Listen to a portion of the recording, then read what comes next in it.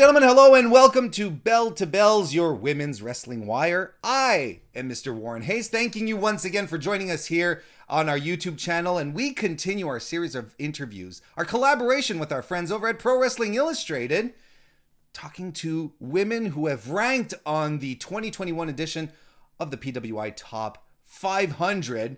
And today I am joined by the real black belt, right? Janai Kai. How you doing, Janai? And welcome. Hi, I'm doing good. Good. How are you? Oh, I'm doing great. Thank you very much for asking. Janai, first and foremost, right out the gate, congratulations on ranking on the 500 this year. It's your first time being Yeah, on the top 500. How does it feel? it feels pretty freaking amazing because I just didn't know where I would be at like a year ago. To that? So Oh, really? Okay. Well, yeah, because of just so many everything. things happening. I moved back home, didn't know where I was headed from then on. So yeah. So it's a Pretty- big deal. Yeah. So it's a big deal because I mean, last year was, it was a weird year for a lot of people, and I can't blame you for thinking back and wondering what to do moving forward. I mean, the Yeah. pandemic closed everything down. Things are sort of, we're sort of waking up from the stupor, I guess. We're sort of getting out of it somewhat, but it's not perfect yet. But at least shows are running. Yeah. You did wrestle a handful of matches last year. There's a lot of wrestlers who just didn't get any bookings at all. You did wrestle a few, but it has to feel good to get things back feeling like normal a little bit, or at least things opening up a little more, getting more matches. It's got to feel good, right? Yeah, it definitely feels really good. Because I did have more of like a personal injury happen before the pandemic. So with that and then the pandemic happening, it was like more of like a wait for me where I was like, all right, where are we heading now? So yeah, I did have a few matches later in the year last year. So that was good to like kind of, feel the ring again, see what's going on. Sure. It definitely felt really good. Good, and then that's fantastic. And I mean, it's all in our favor if you're wrestling more, because honestly, look, you're the real deal. Okay, I'm just going to pull it out there. You're absolutely the real deal, and you're really setting yourself apart with your style. I mean, you've got kickboxing, Muay Thai, Taekwondo. Those are your big that's your wheelhouse right there. That's your skill set, and it's really helping you set yourself apart from a lot of people on the indies, and that's a good thing, right? So here comes the lamest question of all time. So who's been helping you train? Who's got your back on this? Well, from the start, believe it or not, it was Santana Garrett who helped me. Really? Okay. Yeah. She started off with training me the basics of professional wrestling. So everything that I really needed to know, because she knew I had a background, but it's just really all about helping me transition into the pro wrestling world. So she helped me as far as basics went. Um, After that, Eric Lockhart, he helped train at Booker T School. Sure. He's also in Florida. He helped me more of developing more of my character and finding who I am. So I'm very grateful to have met him and have him help me out with that. Um, so basically, like the Janai Kai you kind of see right now is kind of him helping me. So I thank him all the time for that. And for right now, I've been going to the Worldwide Wrestling Dojo with world famous CB and Sumi Sakai. So Oh. I've been going there every month, just a couple of times a month. I really try to at least make it twice. But I've been going there and trying to get as many hours in as I can with them. And they've been super helpful with that because they just welcome me with open arms, basically. Like, Mm-hmm. not a legit student of theirs. Like I'm not in the beginners class or anything, like starting off with them, but they know who I am and they want to help me. So I'm very grateful for them as well. So I've been doing some work with them too. Well, you've got some really good people helping you out there, and but I mean your background. I mean this is what I really want to know. Like your background is very combat oriented. Yeah. Why did you? What made you choose professional wrestling as opposed to MMA or anything else, really? Yeah, so I've always wanted to do professional wrestling because I kind of started watching wrestling and training Taekwondo at the same time, at the same age. So it was 6 years old. I started doing the both where I was watching wrestling, but like, of course I can't wrestle. Really, I can do like probably like amateur wrestling. Like have you seen like the little kids do amateur wrestling? Probably That could do that, but I never thought of that. I just thought I wanted to do like just any fighting combat thing. So I got into Taekwondo when I was 6 years old. But as I was watching wrestling growing up, I was like, I definitely like just see myself implementing what I'm doing right now into it. If sure. that makes That yeah. that does make sense. So who, like, you're watching wrestling as as a little kid. Who, what, or was there any one particular wrestler as you're watching, as you're growing up there, you're like, this was the spark, this is the person who was like, okay, I this is the person that's getting me into wrestling, this is what I want to do. Definitely. So the top two I always name is Rob Van Dam and Tajiri because of their background. Oh, I just got a shiver. Oh, that's fantastic. Yeah, the both of them. Rob Van Dam right off the bat just is different as it Hmm. is. I saw him implementing like those strikes and everything. It really caught my attention. I'm like, all right, this is something that I could really relate to. And so it was mainly like him and his style. And then Tajiri, he of course had the background, but like he also had a little comedy to him too. Hmm. It's really fun to watch him. Had a little attitude, and Yeah. I'm assuming you were too young to have watched like the original ECW, like their stuff. Yeah, yeah. Cause I rarely remember watching ECW. It was mainly like WWE. Yeah, yeah. But you've probably revisited it since, right? You've probably seen some matches Yeah, of Taji. Yeah. yeah. I definitely did since and watched back like even like older Rob Van Dam matches and everything. So Well, I mean, if you're going to model yourself off of, if your inspiration is fantastic and it makes absolute sense with where you're going right now. I mean, one of your highlights this year, I guess, in my personal opinion, I'm doing a little editorializing here, is when you took part in the CFU, right? Where yeah, for in the inaugural show where you won the Shoot to Thrill tournament, defeated Ray yeah, Lynn. Another shooter, Jordan Blade, was someone that we always enjoy to talk to. And in the finals, he had a great match with Masha Slamovich, and you came out on top of that.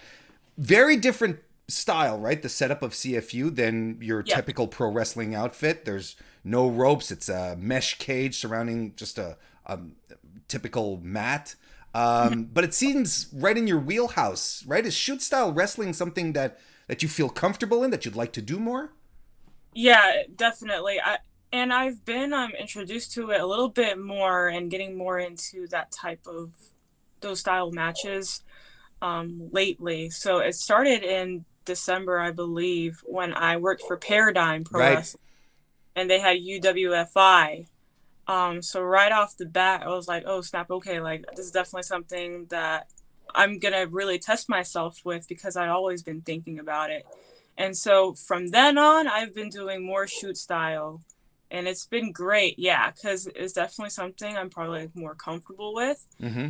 And also working with other shoot style wrestlers is great too, because we get to introduce something that's just not seen too often, especially with the women, because you don't see that too often with the women. You probably see one or two of them, but now you're kind of seeing more of that, and that's what like I personally feel strong about and Sure. want to represent. Yeah, absolutely, and that makes sense. And I mean, that's exactly what CFU was all about. And you're going to be fighting Masha again, right? Not in a couple Yeah, of weeks.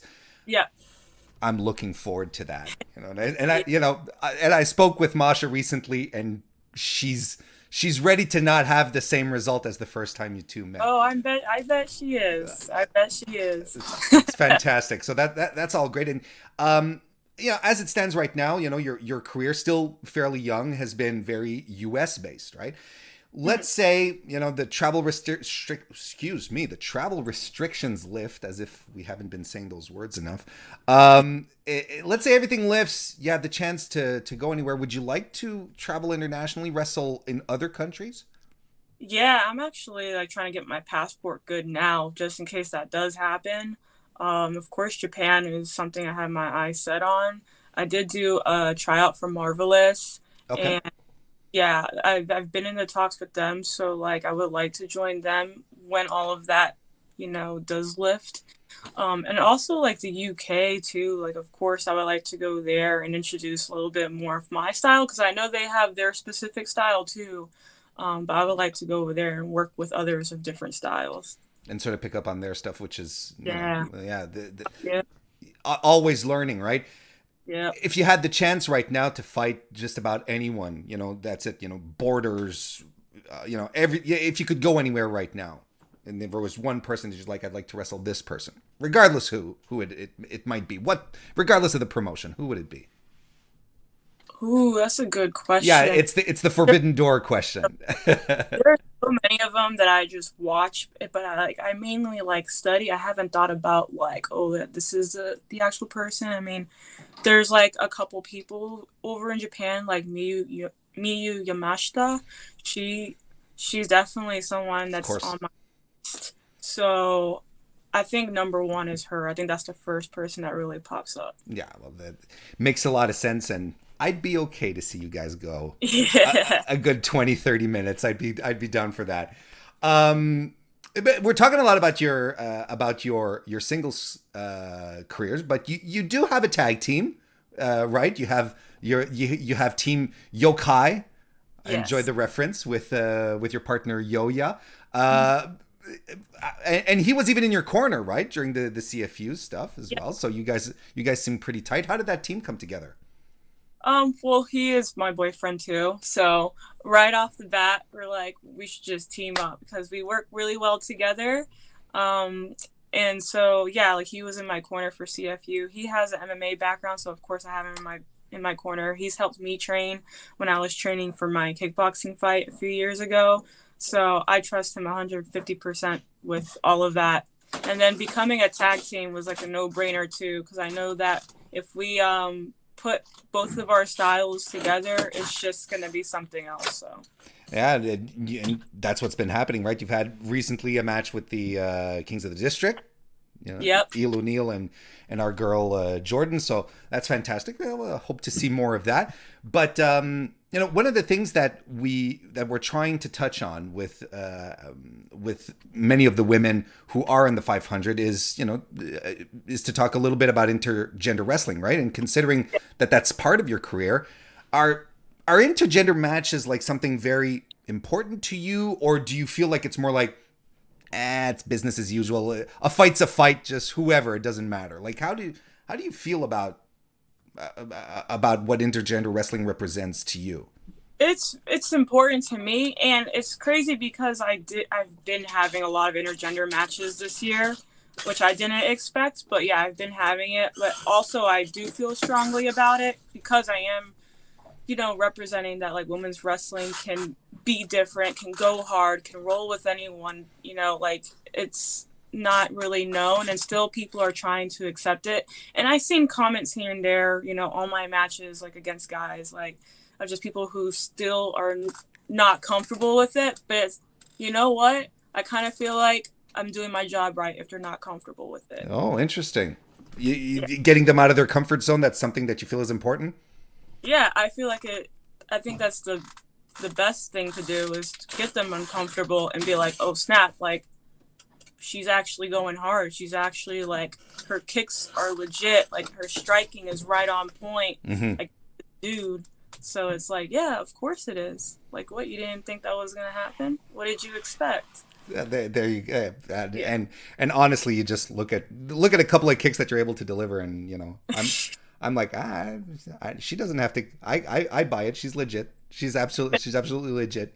Um, Janai, thank you very much for taking some time to chat with us today. And just before we wrap it up, let's say, 2022 is on the horizon. We're all hopeful that restrictions will be lifted. What are some of your goals that you'd have for the upcoming year? Um, the upcoming year. So definitely, yeah, if everything lifts, like just traveling. Because I haven't even been to the West Coast even. Like I've been sticking around the East Coast. I was just in Texas and did my Texas debut. Mm-hmm. So wanting to do a lot more of that. just getting around more and sharing my style more and working with others that can teach me as well. And there you go. Well, it's going to be all to our benefit if we can see more of you wrestling out there. And, if y'all have to keep an eye on Janai Kai moving forward. I don't know what to tell you. She's absolutely going to be, she's going to be huge. And I can only be appreciative to have taken some of your time today to chat with you. And I really, really appreciate it. And Thank you. You're very welcome, and congratulations on charting once again on the 500. And I hope you have a great 2022. Thank you. You too. And thank you all very much for joining us today once again for another interview here on youtube.com/bell2bells. You know what to do. Like, subscribe. You don't need me to walk you through it. I'm Mr. Warren Hayes. I'll see you next time.